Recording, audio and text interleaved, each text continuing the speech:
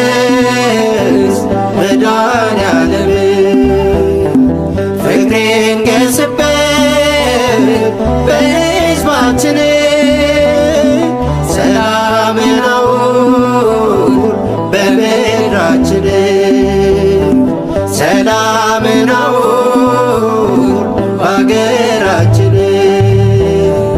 አዋጅ ይታወጅ ይሁን ሰላም ምሕረት ይድረስ መድኃኔዓለም ፍቅሬን ገስበት በሕዝባችን ሰላምን አውል በምድራችን ሰላምን አውል በአገራችን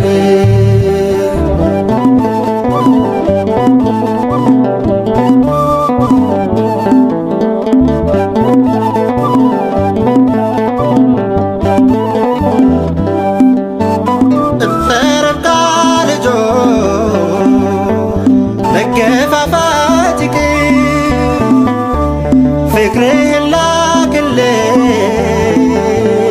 ቅዱስ እግዚአብሔር ሁሉም ስለ ሰላም በአንድነት ያውራ ደስታና መዋደድ በምድር ላይ ይብዛ አዋጅ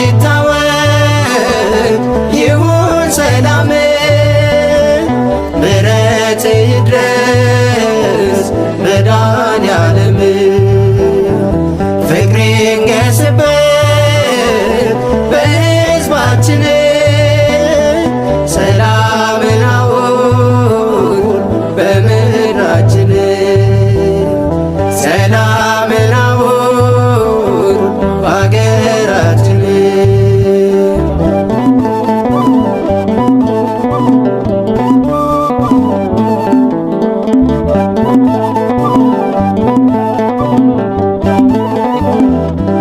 ወንድም በወንድሙ ይብቃ መነሳት ይስፈን በምድር ላይ የአንተ መንግሥት ጥላቻ ይወገድ ፍቅር ይንገስና ስለ ሰላም ያውራ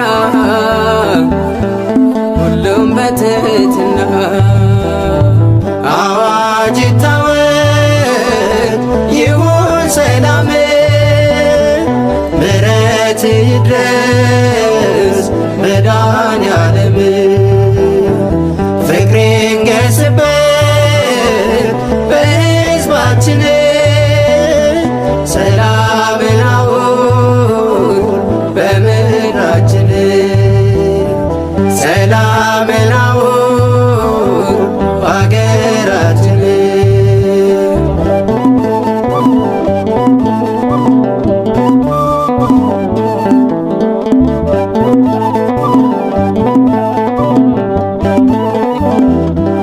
ግባ ከልባችን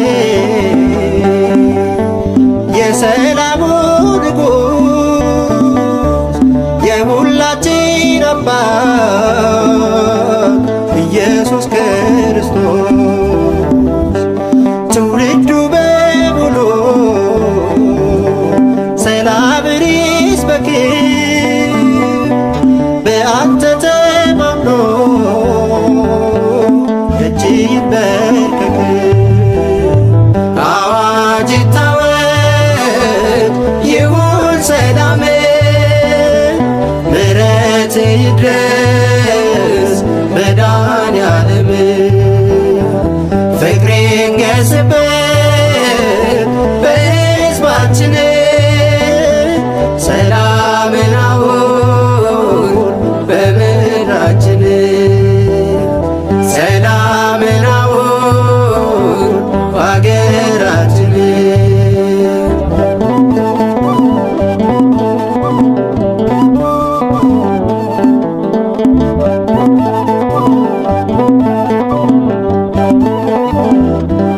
አይንጎድ ዘመኑ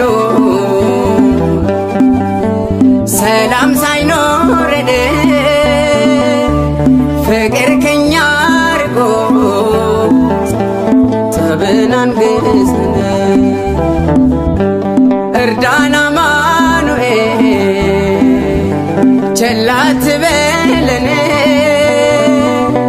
ሰላምና ፍቅር ለእኛ ላክልን አዋጅ ይታወጅ ይሁን ሰላም ምሕረት ይድረስ መድኃኔዓለም ፍቅሬን ገስበት በሕዝባችን ሰላምን አውል በምድራችን ሰላምን አውል በአገራችን አዋጅ ይታወጅ ይሁን ሰላም ምሕረት ይድረስ መድኃኔዓለም ፍቅሬን ገስበት በሕዝባችን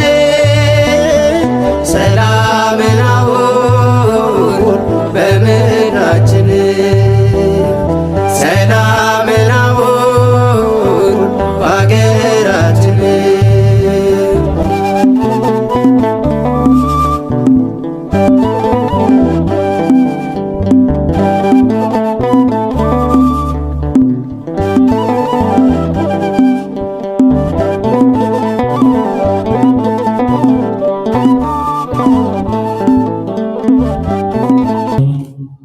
በአምላካችን በመድኃኒታችን በኢየሱስ ክርስቶስ ትምህርተ መስቀል ሁላችንም እናማትብ። እጆቻችሁን ከፍ አድርጉ። የተዋሕዶ ልጆች ከፍ አድርጉት።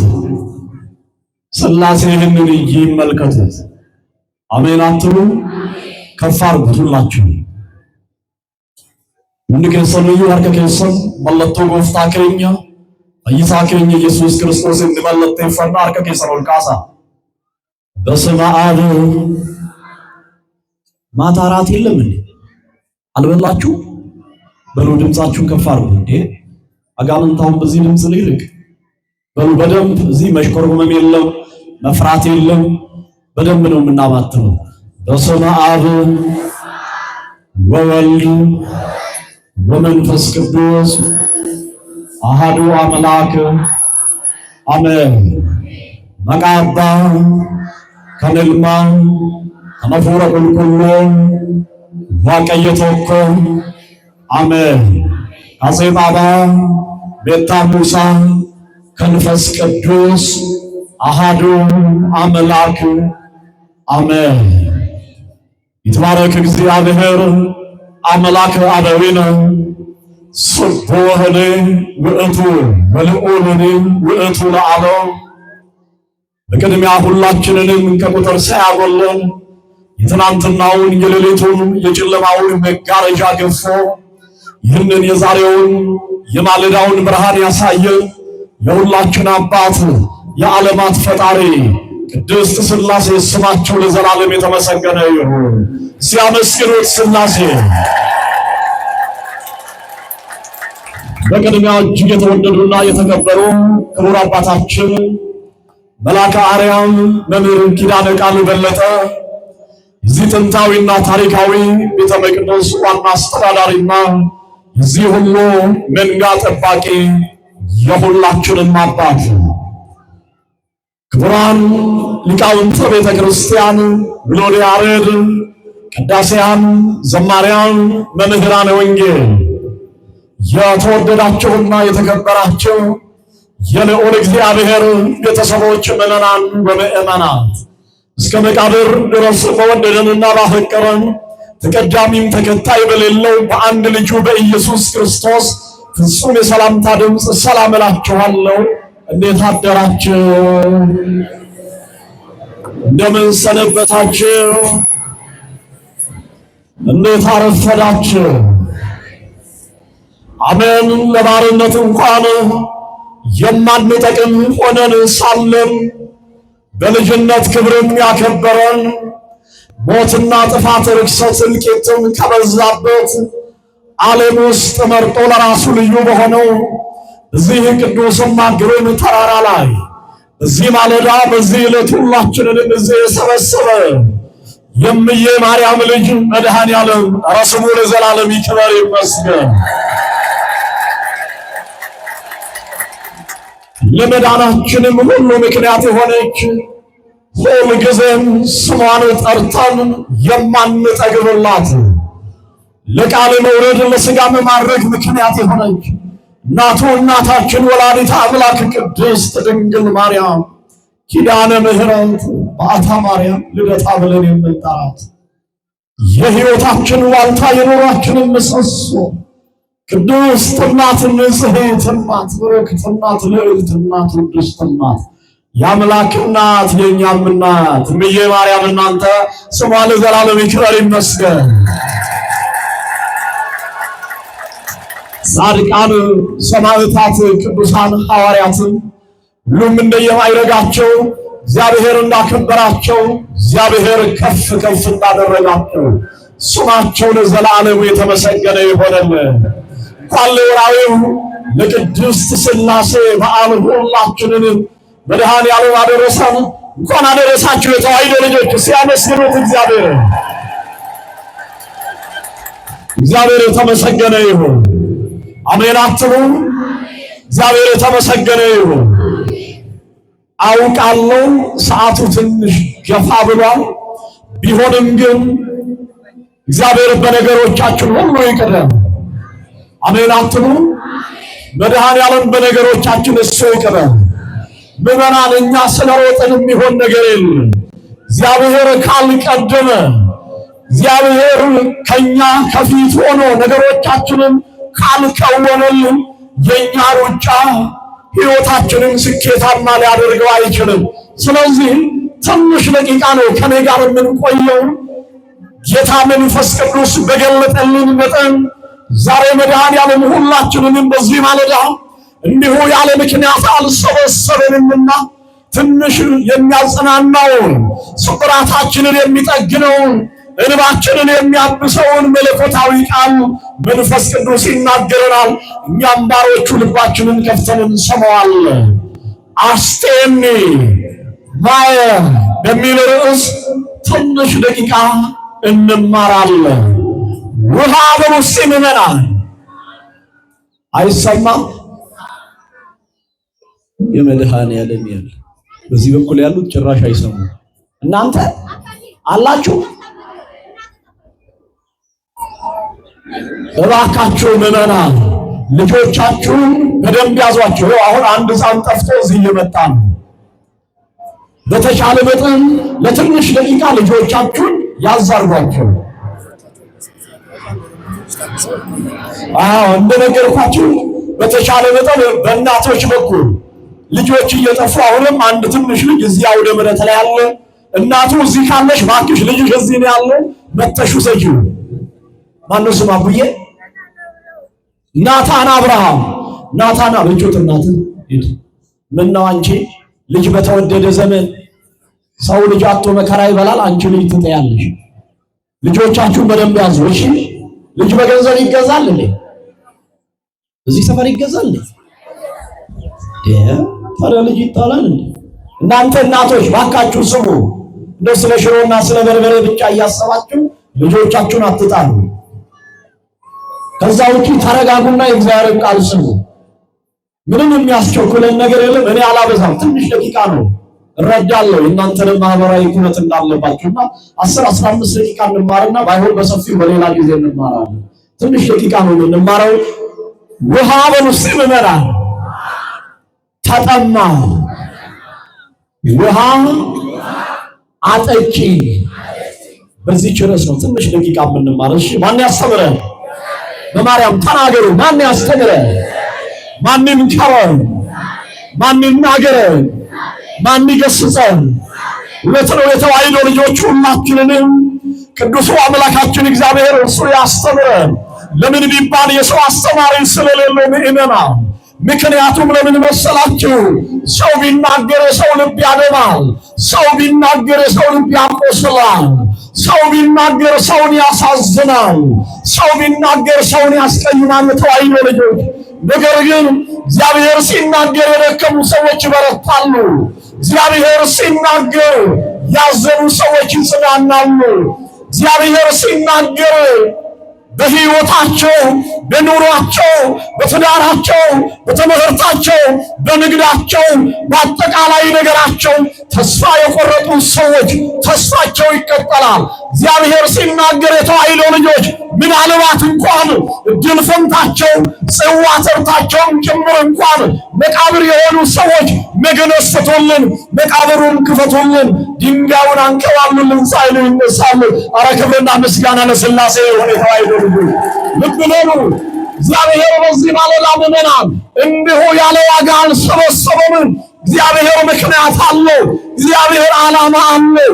ማናችንም አሁን ከቤታችን ተነስተን እዚህ የመጣን ሰዎች የለንም። እግዚአብሔር ስለረዳን መድኃኔዓለም ስላገዘን መኝታችንንም እሱ ስላነጠፈልን እንጂ በእውነቱ ከሆነ ማታ እንዳንቀላፋን ለዘላለም በዛ ባሸለብን ነበረ።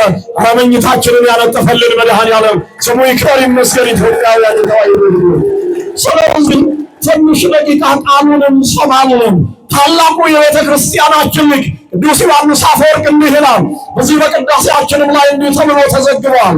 ሀበነ እግዚኦ አዕይንተ አእምሮ ወትረኪያከ ረአያ። አቤቱ ቅዱሱ አምላካችን እግዚአብሔር ሆይ አለ ይሄ የውጭ ጆሮአችንን ሳይሆን ውሳጣዊ የሆነውን የልባችንን ጆሮ የልባችንን አይን አንተ ክፈትልን ይላል። እውነት ነው የእግዚአብሔር ልጆች።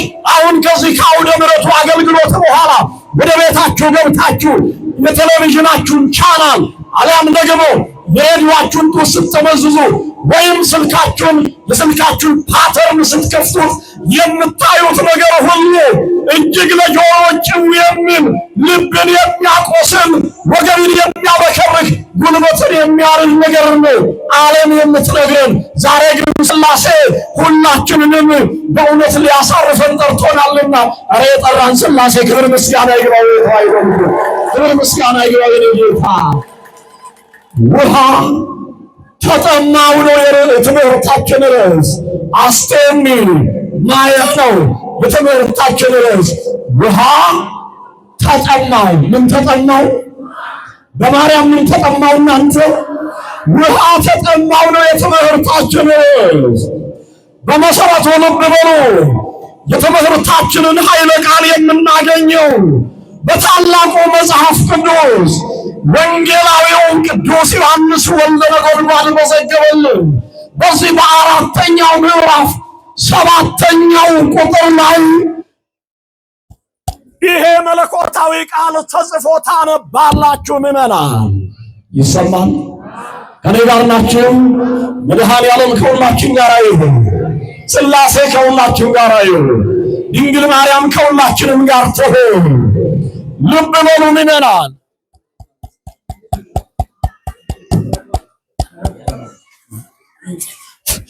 ይሰማል አይደል? ይሰማችኋል? በነገራችን ላይ ይኸውላችሁ አጋንንት የእግዚአብሔር ቃል ሲነገር አይወድም። ለምን እንደሆነ ታውቃለህ? ይሄ ሁሉ ሰው እንዲድን ስለማይፈልግ መድኃኔዓለም ጠላታችንን ዲያብሎስን ከእግራችን በታች ጣለልን። አሜን በሉ ኢትዮጵያውያን። መድኃኔዓለም ከእግራችን በታች ጣለልን። ልብ በሉ ምዕመናን። የትምህርታችን ርዕስ አሁን እንደገለጥኩላችሁ ወንጌላዊው ቅዱስ ዮሐንስ ወልደ ነጎድጓድ በዚህ በአራተኛው ምዕራፍ 7ኛው ቁጥር ላይ ዘግቦት ያለ የእግዚአብሔር ቃል በመሰረቱ ልብ በሉ ኢትዮጵያውያን፣ የዚህ ትምህርት መሰረታዊው አስፈላጊነት ክርስቲያኖችን ከድካም ወደ ብርታት በማሸጋገር ወደ ቀደመው ሃይማኖታዊ ጥንካሬያቸው መመለስ ነው። ምክንያቱም ዛሬ በዚህ ዘመን ብዙዎቻችን በሃይማኖት አልያም ደግሞ በክርስትናው የሕይወት ምዕራፍ ውስጥ እንኖራለን እንላለን እንጂ ዘመናዊነት የእግዚአብሔርን ቤት ካስረሳን፣ ዓለምም ደግሞ ጽድቃችንን እንደ ቀልድ ከነጠቀችብን ብዙ ጊዜ ሆኖናል። በዚህ ላይ በሁላችንም ሕይወት ውስጥ እግዚአብሔር ሲናገር ካለመስማታችን የተነሳ የተቀደሰውን የአምላካችንም የእግዚአብሔርን ግሳጼው በሕይወታችን ውስጥ ስለማያልፍ አሁን ብዙዎቻችን በዚህ ዘመን በኑሯችን ማረፍ አልቻልንም፣ በትዳራችን ማረፍ አልቻልንም፣ በገንዘባችን ማረፍ አልቻልንም፣ በእውቀታችን እንኳን ጭምር ልብ በሉ የዓለምን ሕዝብ እጁን በአፉ ላይ የሚያስጭን አስደናቂ ጥበብና እውቀት እንኳን ቢኖረው በሰማይ ብንበር በምድርም ብንሽከረከር አልያም ቤታችንን በከዋክብትና በጨረቃ መካከል እንኳን ብንገነባ ወይም ስልጣን ላይ ብንቀመጥ ብዙ ሚሊዮን ብር ብንቆጥር ኢትዮጵያውያን እነዚህ ቁሳዊ የሆኑ ነገሮች እኛን ሊያሳርፉን አይችሉም። የሚያሳርፈን ብቸኛው ንጉሳችን፣ ስብራታችንን የሚጠግን እንባችንን የሚያብስ። በእውነቱ ብዙ ሰው በዚህ ዘመን በንባ ሸለቆ ውስጥ ነንና ሥላሴ ዛሬ የሁላችንም እንባ ያብሱልን። ክብር ምስጋና ለሥላሴ ይሁን። አይተዋይደርጉ። ስለዚህ ልብ በሉ። በዚህ ርዕስ መንፈስ ቅዱስ የሁላችንንም ልብ ይክፈትልን፣ ልባችንን ይክፈትልን። መቼም የኛ ልብ አሁን አልከፈት እያለ ተቸግረናልና የዓለማት ፈጣሪ ቅድስት ሥላሴ ዛሬ የኛን ልብ ይክፈቱ። የመድኃኔዓለምን ቃል እንድንሰማ እሱ ይርዳን። ውሃ አጠጪኝ ውሃ ተጠማሁ ይላል የትምህርታችን ርዕስ። እጅግ የሚገርም ታሪክ ነው ምዕመናን። ኃይለ ቃሉን ቅድም እንደነገርኳችሁ የምናገኘው ወንጌላዊው ቅዱስ ዮሐንስ ወልደ ነጎድጓድ መዘገበልን በዚህ በአራተኛው ምዕራፍ 7ኛው ቁጥር ላይ ተዘግቦ ያለ የእግዚአብሔር ቃል። አባቶቻችን ሲናገሩ ነገርን ከስሩ ውሃን ከጥሩ ይላሉና ታሪኩን መንፈስ ቅዱስ በገለጠልን መጠን ጠቅለል አድርገን እናየዋለን። ጌታ መንፈስ ቅዱስ ይህንን ቅዱስ ጉባኤ እሱ ይቆጣጠርልን። አሜን አትሉ? መድኃኔዓለም ይቆጣጠርልን። ይህንን የትምህርታችንን ርዕስ ኃይለ ቃሉን የተናገረው ለስም አጠራሩ ክብር ምስጋና ይግባውና ሰማይን በቃሉ የዘረጋ ምድርን በውኃ ላይ ያጸና የሚታየውንም የማይታየውንም ነገር ወደዚህ ዓለም ያመጣ በኋላም የሁላችንንም ሞት ወስዶ ሕይወቱን የሰጠን አዝነን በነበርንባቸው ዘመናት ከሐዘን አረንቋ ውስጥ አውጥቶ ወደ ቀደመው መንፈሳዊ ልዕልናችን ወደ ቀደመው መንፈሳዊ ክብራችን የመለሰን የሁላችንም አባት የእምዬ ማርያም ልጅ መድኃኔዓለም የተናገረው ቃል ነው። ምዕመናን ልብ በሉ። ይሄ ኃይለ ቃል የተነገረው ለጊዜው ሆፍሊን ተብላ ለምትጠራ አንዲት ምስኪን ደሃ ሴት የተነገረ ቃል ነው። ለፍጻሜው ግን እዚህ ዘመን ላለነው ለሁላችንም የተነገረ የሚያጽናና ስብራትን የሚጠግን ቃል ነው። መድኃኔዓለም ሁላችንንም ስብራታችንን ይጠግነ። ታሪኩን ለማየት ያክል ክብር ይግባውና መድኃኔዓለም ኢየሱስ ክርስቶስ እናንተ ከሰማያ ሰማያት ወርዶ ከእምዬ ማርያም ተወልዶ በአጭር ቁመት በጠባብ ደረት ተወስኖ በዚህ ዓለም ላይ በነበረበት በተለይ ደግሞ ምዕመናን ልብ ብላችሁ ስሙ። በእነዚያ በመጨረሻዎቹ 3 ዓመታት ውስጥ የተከወነውን ገቢረ ተአምራት ነው የምነግራችሁ።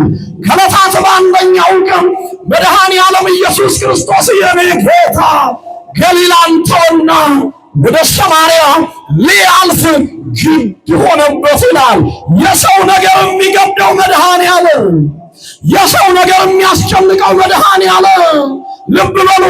ምድረ ይሁዳን ተወና ወደ ሰማርያ ከተማ ገባ ይላል። በሰማርያም ሊያልፍ ግድ ሆነበት።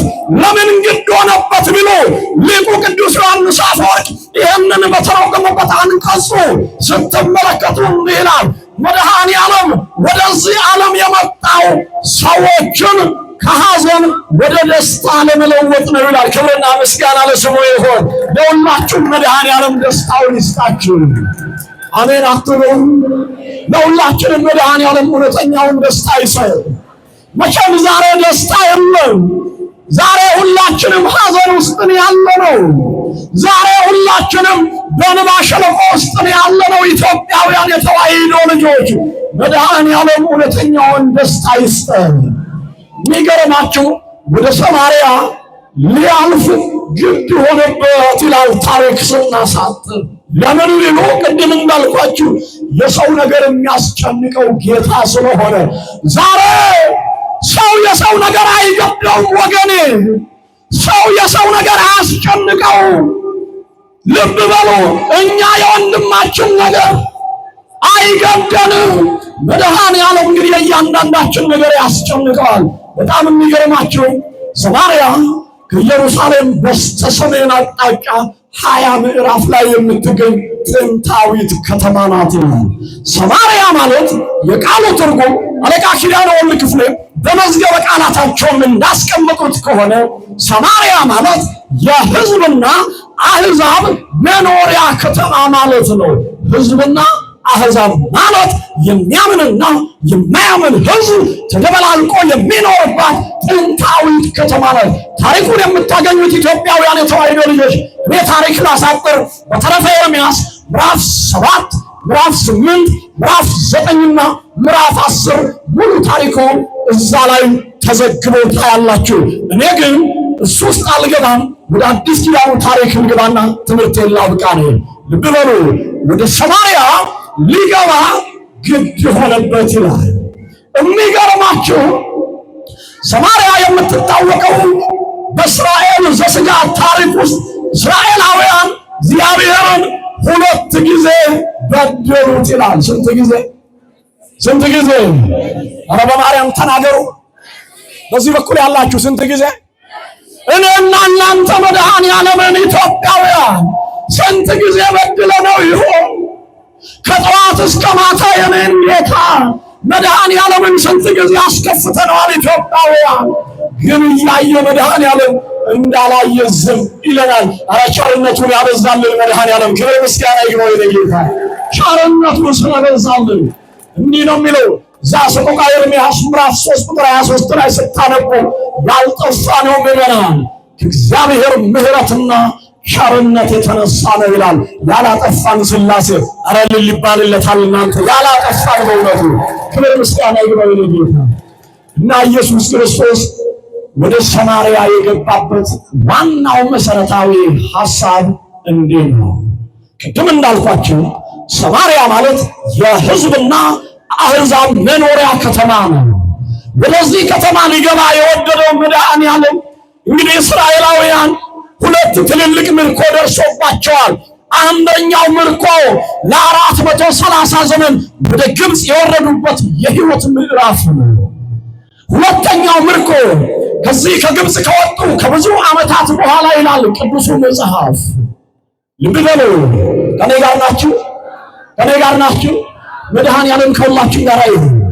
በጣም የሚገርማቸው ምዕመናን ከብዙ ዓመት በኋላ ሁለተኛ ምርኮ ደረሰባቸው። እስራኤላውያን እግዚአብሔርን በደሉ። ከአምልኮተ እግዚአብሔር ወደ አምልኮተ ጣዖት ፈቀቅ አሉ። እግዚአብሔርን ያ ከባርነት ያወጣቸውን ማርና ወተት ወደምታፈሷ ወደ ከነዓን ምድር ያስገባቸውን እግዚአብሔርን ዘነጉት። ዛሬስ ቢሆን ሥላሴን የዘነጋ ስንት ትውልድ አለ? እግዚአብሔርን የረሳን ስንት ሰዎች አለን መሰላችሁ? ምዕመናን ኢትዮጵያውያን ወጣቶች ልብ በሉ። እግዚአብሔር በእኛ ሕይወት ውስጥ ነገሮችን ሁሉ ባያስተካክል ኖሮ እንደ ዓለም እሳቤና እንደ ዓለም አስተሳሰብ ቢሆን ምዕመናን ጠፍተን ነበረ። ኧረ ያላጠፋን ሥላሴ ክብር ምስጋና ይግባው። ያላጠፋን ሥላሴ በጣም ይገርመኛል። እነዚህ እስራኤላውያን እግዚአብሔርን በደሉት ለ70 ዘመን ይላል። ወደ ፋርስ ባቢሎን ወረዱ። እነሆ ሁለት ሰዎች እንዲህ ብለው ይጸልዩ ነበር ይላል። ከኔ ጋር ናችሁ? ይታረን ሙስና ለኢየሩሳሌም እያሉ የሚጸልዩ 3 ሰዎች ነበሩ ይላል እዛ ተረፈ ኤርምያስ ላይ። አንደኛው እስራኤላዊው ታላቁ ነብዩ ኤርምያስ ነው። ሁለተኛው ኢትዮጵያዊው ቅዱሱ አቤሜሌክ ነው። ሶስተኛው እስራኤላዊው ባሮክ ናቸው። በዚያ ክፉ ዘመን ከኔ ጋር ናችሁ? ቤት ክፉ ዘመን የሉም። እነዚህ ሄደዋል ወደ ቤት። እግዚአብሔር ከሁላችን ጋር ይሁን። እናንተ ወደ ቤት አትሄዱ፣ እዚህ ሁኑ። መድኃኒዓለም ከኛ ጋር ይሁን። በእውነቱ ከሆነ ልብ በሉ ምዕመናን። እነዚህ ሰዎች ጸሎታቸው እንዲህ ነው። ይታረን ሙስና ለኢየሩሳሌም፣ የኢየሩሳሌምን ጥፋት እንዳታሳየን ነው፣ የሀገራችንን ጥፋት እንዳታሳየን ነው እያሉ የሚጸልዩት። የቤተ መቅደሳችንን መጥፋት እንዳታሳየን እያሉ ነው የሚጸልዩት። ልብ በሉ ኢትዮጵያውያን፣ ዛሬ እኔና እናንተ እንዲህ እያልን ነው ልንጸልይ የሚገባው። ለምን መሰለ? አሁን ብዙ ነገር ለእናንተ መናገር ለቀባሪው ማርዳት ነው የሚሆንብኝ። የኢትዮጵያን ጥፋት መድኃኒዓለም አያሳየን። አሜን አትልም? መድኃኒዓለም የኢትዮጵያን ጥፋት አያሳየን። የሃይማኖታችንን ጥፋት አያሳየን። የቅድስት ቤተ ክርስቲያናችንን መጥፋት አያሳየን። እነሱም እንዲህ እያሉ ነበር የሚጸልዩት። እንዲህ እያሉ የሚጸልዩትን አባቶች ያብዛልን። ምቀኛ አሜን አትልም? አዎ እንዲህ እያለ የሚጸልይ አባት ያስፈልገናል። ምዕመናን፣ የእኛን ጥፋት የማይፈልግ አባት፣ የእኛን ጥፋት የማይፈልግ መሪ ይስጠን ለሀገራችን። አሜን አትልም? ይስጠን መድኃኒዓለም። እና እንደዚህ እያሉ ይጸልዩ ነበር።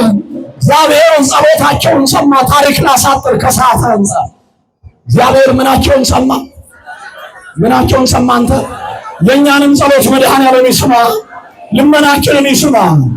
እና የሚገርማችሁ እነዚህ 3 ሰዎችን እግዚአብሔር ከመከራ በብዙ በሚገርም ደቂቅ ገቢረ ተአምራት ሰወራቸው ይላል። በተለይ ኢትዮጵያዊው ቅዱስ አቤሜሌክ ምዕመናን ድው የሚፈወስበትን ቆንጸ በለስ ሊቆርጥ ሄዶ እዛው ባለበት በዱሩ 66 ዓመት ለሽ ብሎ ተኛ። ስንት ዓመት?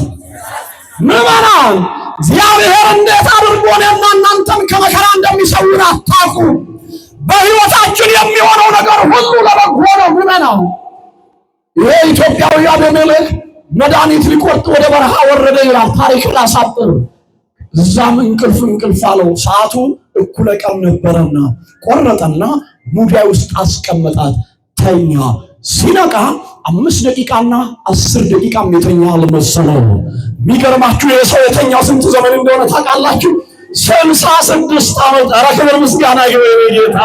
66 ዓመት የተኛ ነቃ ይላል መጽሐፍ። ሲነቃ 5 ደቂቃና 10 ደቂቃ የተኛ አልመሰለው።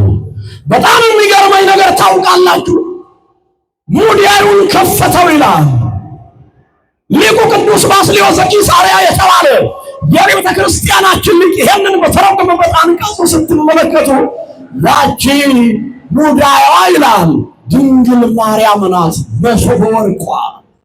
በውስጡ ያለው መድኃኒት ግን ልጇ መድኃኔዓለም ነው ይላል። ኧረ ክብር ምስጋና ይግባው ለጌታ፣ ክብር ምስጋና ይግባው። ያ መድኃኒት የማይጠወልግ መድኃኒት ነው። 66 ዓመት ልብ በሉ እንደተቆረጠ እንቡጥ ሆኖ ተገኘ። በጣም ይገርመኛል። አሁን ወደ አባቱ ወደ ኤርምያስ ዘንድ ሄደ። እዛ እንደደረሰ ከ66 ዓመት በኋላ ነው 3ቱም የተገናኙትና ተቃቅፈው ተላቀሱ ይላል። ለምን?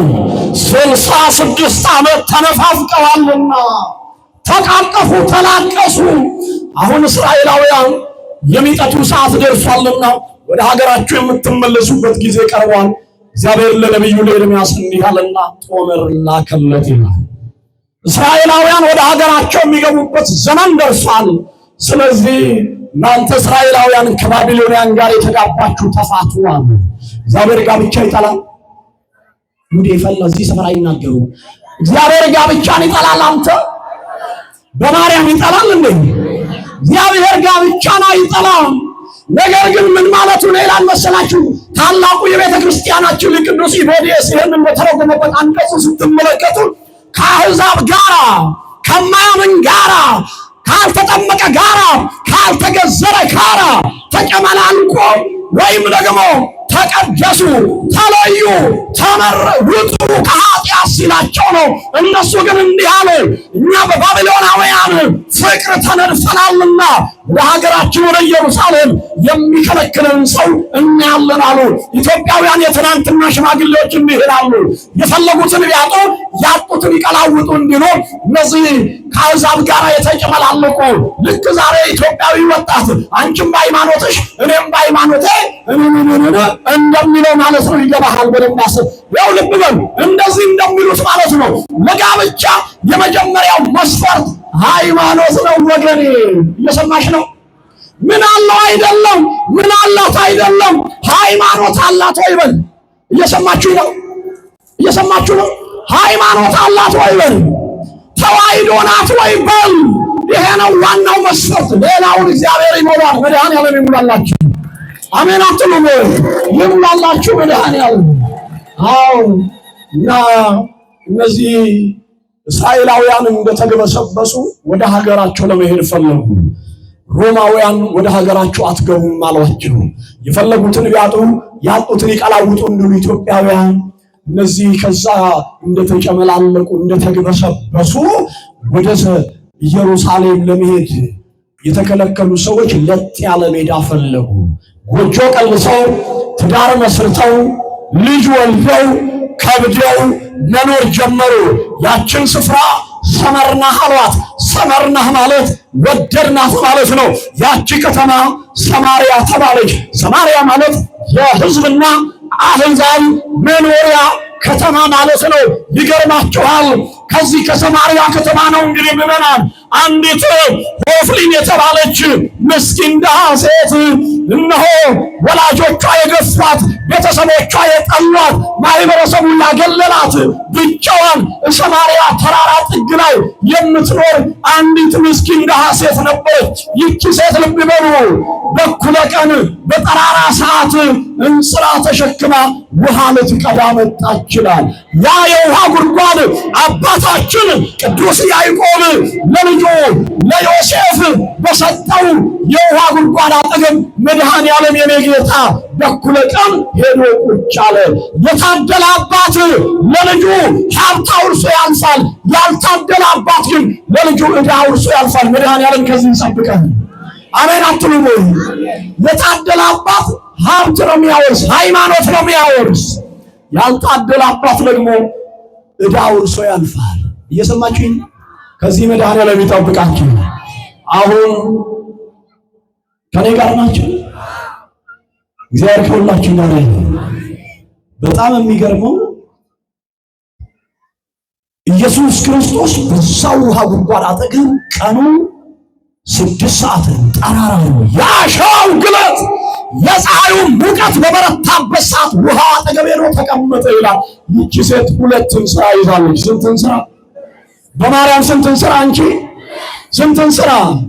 2 እንስራ ይዟል። እንዴት ሴት ልጅ 2 እንስራ ትሸከማለች? ይቻላል?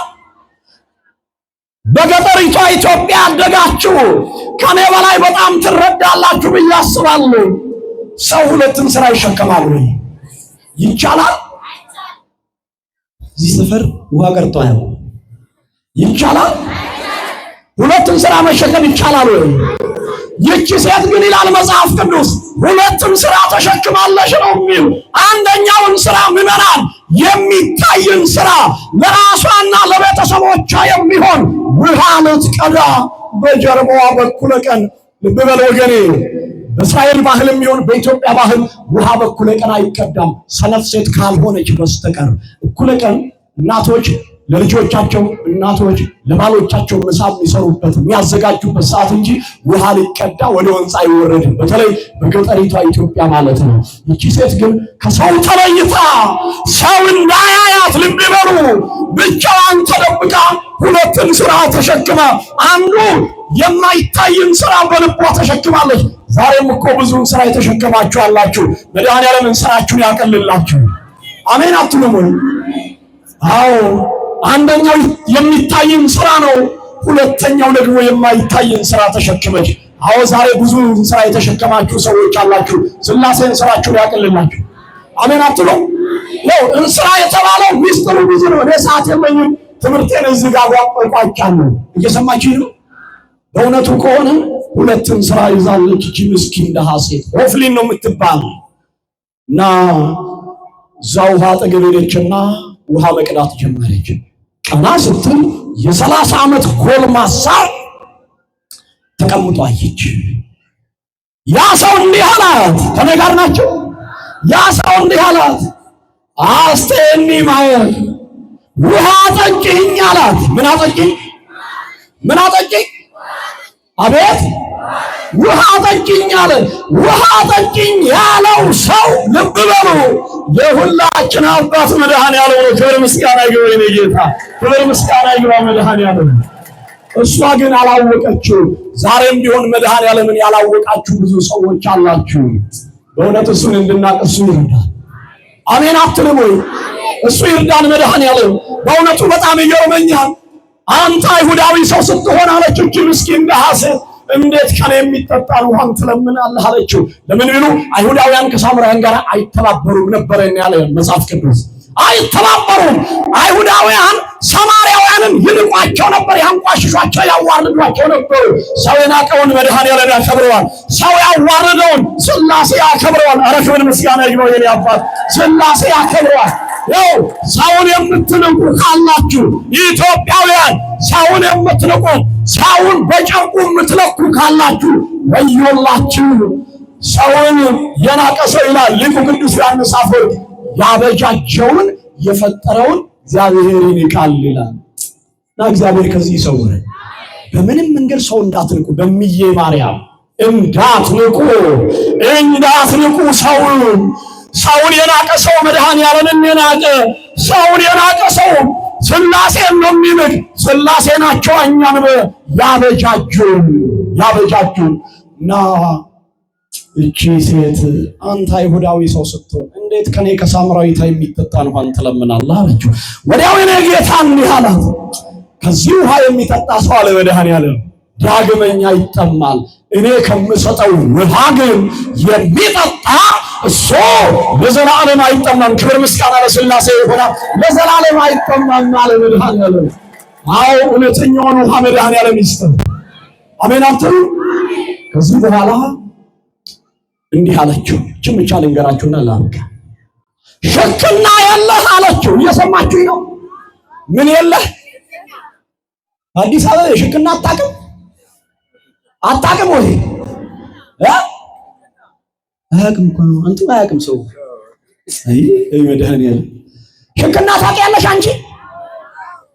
እስቲ የምታውቁ ይኸው ብዙ ሰው ሽክና አያውቅም። አይ መድኃኔዓለም ሰለጠንሽ፣ አዲስ አበባ ገባሽና ሁልሽ ሰለጠንሽ። አሁን ሽክና ተረሳች። ሽክና ቅም ውሃ መቅጃ በገጠሪቷ ኢትዮጵያ ዛሬን ያድርገውና ትናንት ከትናንትና ወዲያ ምዕመናን ከኔ ጋር ናችሁ። እግዚአብሔር ከሁላችን ጋር ይሁን። ኧረ አሜን በሉ። መድኃኔዓለም ከኛ ጋር ይሁን። ሽክና የለህ አለችው። በምን ቀርተህ ትሰጠኛለህ አለችው። መድኃኔዓለምን አላወቀችውም። እጅ ምስኪን ደሃ ሴት አልተረዳችውም። ሽክና የለ በምን ቀርተህ ትሰጠኛለህ አለችው። ወዲያው መድኃኔዓለም እንዲህ አላት፣ ይሄ ከዚህ ውሃ የሚጠጣ ሰው እሱ ይጠማል አለ። እውነት ነው። ጠዋት ውሃ ትጠጣላችሁ፣ ቀን ትጠጣለህ፣ ማታ ትጠጣለህ። መድኃኔዓለም ከሚሰጠው ውሃ ግን አንድ ጊዜ የጠጣ ሰው ለዘላለም አይጠማም። ክብር ምስጋና ይግባው የኔ ጌታ፣ ክብር ምስጋና ይግባው። እሱ የማያስጠማ የሕይወት ውሃ ነው ይላል ቅዱስ አትናቴዎስ። የማያስጠማ የሕይወት ውሃ ኢየሱስ ክርስቶስ ነው መድኃኔዓለም ነው። ስለዚህ ከሱ የሚጠጣ ዳግመኛ አይጠማም። እና እዛ እንዲህ አላት፣ ልጨርሰው ትምህርት። እንዲህ አለ መድኃኔዓለም ብዙ ነገር ተነጋገሩ። አንብቡ እናንተ መጽሐፍ ቅዱስ ለቤት ስገባ ከዛ እንዲህ ይላል። መጨረሻ ላይ ያላትን ቃል ልንገራችሁ። ሂጂና ባልሽን ጠርተሽ ነይ አላት። ምንሽን? አቤት ባልሽን ጠርተሽ ነይ አላት። ወዲያውኑ እንዲህ አለች እቺ ሴት፣ አንተ ሰው እኔ ባል የለኝም አለች። ምን የለኝም? በማርያም ምን የለኝም? አዎ ዛሬ ጤና የለኝም የምትሉ፣ ትዳር የለኝም የምትሉ፣ ትዳር ቢኖራችሁ ልጅ የለኝም የምትሉ፣ በትዳራችሁ ሰላም ያጣችሁ፣ በሕይወታችሁ ብዙ ነገር የጎደላችሁ፣ እኔ የሚጎለኝ ብዙ ነው የምትሉ የተዋሕዶ ልጆች ኧረ ሥላሴ ይሙሉላችሁ። ዛሬ ሥላሴ ይሙሉላችሁ፣ ይሙሉላችሁ። ባል የለኝም አለች እቺ ሴት። ወዲያውኑ የኔ ጌታ እንዲህ አለ፣ አዎ 5 ባሎች ነበሩሽ አላት። ስንት ባሎች? 5 ባሎች ነበሩሽ፣ 5ቱም ግን ሞተዋል አላት። በጣም ይገርማል። 5 ባሎች ነበሩ፣ 5ቱም ለካ ሞተውባታል። ምን ብለውባታል? ኧረ ጉድ የፈላ ምን ብለውባታል እንጂ 5 ባል የሞተባት ሴት ናት። ልብ በሉ።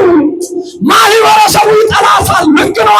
ከሷ ጭን የደረሰውን ፍግም ይላል ተብሎ ስለሚታሰብ እናትና አባቷ ሁሉ ጠሏት ይላል። ኧረ ያልጠላን ሥላሴ እናንተ ያልጠላን አመስግነው ሥላሴ ያልጠላን ሥላሴ በእውነቱ ተበል። ይኸውልህ እናቷ ጠላቻት፣ አባትየው ጠላት፣ ወንድምየውም ጠላት፣ እህቷም ጠላት። ለምን? 5 ባል ስለሞተባት እቺ ሰው ማይበረከትላት ተብላ ተጠልታ ብቻዋን ተራራ ጥግ ትኖር ነበር። አረ ከሰው ጎራ ይቀላቅለን መድኃኔዓለም። አታመሰግኑትም? ከሰው ጎራ ይቀላቅለን። በእውነቱ ከሆነ ስንት ባል ሞቶባታል? ስንት ባል? የሰማነውን በልቦናችን ያሳድር።